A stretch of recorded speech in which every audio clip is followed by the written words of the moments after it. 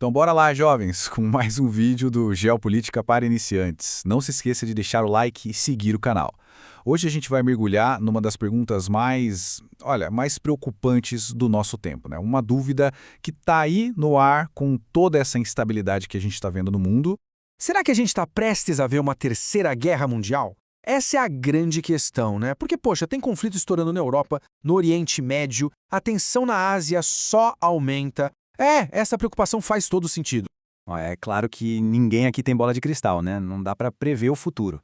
Mas o que a gente pode fazer é olhar para o presente de um jeito mais inteligente. E como a gente faz isso? Usando o passado como se fosse um mapa. E quando a gente olha para trás, cara, a gente encontra umas semelhanças, uns paralelos assim, impressionantes, que ajudam a gente a entender melhor o que está rolando hoje. Então, para começar essa nossa análise, vamos voltar um pouco no tempo. Mais especificamente para aquele período ali antes da Segunda Guerra Mundial. O jeito que aquele conflito começou, sério, tem muito, mas muito a ensinar pra gente sobre o agora. Sabe, a Segunda Guerra não explodiu do nada, como uma coisa só, global. Na verdade, ela foi o resultado de 3 crises diferentes em 3 lugares diferentes, sabe? Cada uma com uma potência ambiciosa querendo mandar no seu pedaço. A Alemanha na Europa, a Itália ali no Mediterrâneo e o Japão na Ásia. Eram projetos totalmente separados no começo. E o que ligava esses 3 países? Bom, aqui está o pulo do gato para a nossa conversa. Eles eram o que a gente chama de potências revisionistas. O que é isso? Basicamente, são nações que olham para a ordem mundial, para o jeito que as coisas são, o famoso status quo, e não gostam. Elas querem mudar tudo e muitas vezes estão dispostas a usar a força para isso, para impor a sua própria vontade. Mas cuidado aqui, mesmo eles querendo mudar o mundo e sendo todos regimes autoritários, é super importante entender que eles não eram um time fechado, sabe? Não eram amiguinhos. As ideologias deles tinham diferenças e eles até batiam de frente de vez em quando. Teve treta entre a Alemanha e a Itália por causa da Áustria em 1934. E pasmem, a Alemanha chegou a ajudar a China contra o Japão no começo. Então não era um plano coordenado, não. Então fica a pergunta, como que essas 3 crises separadas, que às vezes até se batiam, acabaram se juntando e virando uma guerra mundial? A resposta, gente, tá num negócio que é tipo um efeito dominó. Isso leva a gente para uma ideia de interdependência perversa. Pensa assim, uma crise num canto do mundo não ficava só lá. Ela abria a porta para outra coisa acontecer em outro lugar. Por exemplo, a Itália invade a Etiópia, a Liga das Nações, que era tipo a ONU da época, não faz nada. A Alemanha olha para aquilo e pensa, opa, sinal verde. E aí vai lá e remilitariza a Renânia, algo que era proibido. Aí, com a Alemanha causando na Europa, o Reino Unido fica totalmente focado ali, distraído, e quem se aproveita disso? O Japão, que se sente livre para avançar na Ásia. Uma coisa foi puxando a outra, literalmente como peças de dominó. Aliás, galera, deixa um comentário de um tema que você quer que eu faça outro vídeo e eu farei e postarei no canal em menos de uma semana. Ok, agora vamos pular para o dia de hoje, porque é aqui que a coisa fica meio assustadora. Esse padrão do passado parece estar se repetindo. Olha só o eco da história. Hoje, a gente também tem 3 potências revisionistas botando a ordem mundial à prova, cada uma no seu quintal.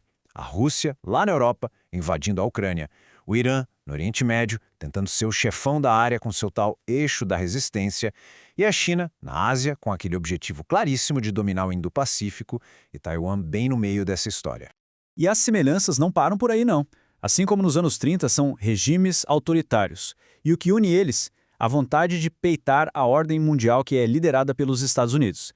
Eles se ajudam quando convém, sabe? Tipo o Irã mandando drones para a Rússia. É uma coordenação de oportunidade.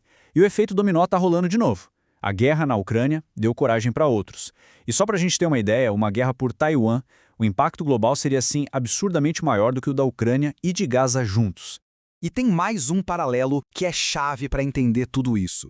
É o papel da superpotência da época, aquela que defendia o status quo. Nos anos 30 era o Reino Unido, hoje os Estados Unidos. E o problema que os dois enfrentam ou enfrentaram é bem parecido. Lá nos anos 30, o Reino Unido simplesmente não tinha como lutar contra a Alemanha, a Itália e o Japão, tudo ao mesmo tempo. Não dava. Então eles ficavam só reagindo, apagando incêndio. Corta para hoje. Os Estados Unidos estão numa sinuca de bico parecida. A estratégia militar deles foi pensada para focar em uma grande guerra. Mas agora eles têm 3 rolos para administrar ao mesmo tempo e o apoio que eles estão dando para a Ucrânia e para Israel está literalmente secando os estoques de munição. Munição essa que seria essencial se, por exemplo, estourasse uma treta com a China.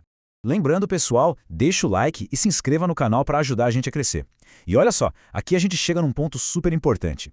Diferente da época da Segunda Guerra, a base industrial de hoje não está pronta para uma guerra gigante em vários lugares ao mesmo tempo.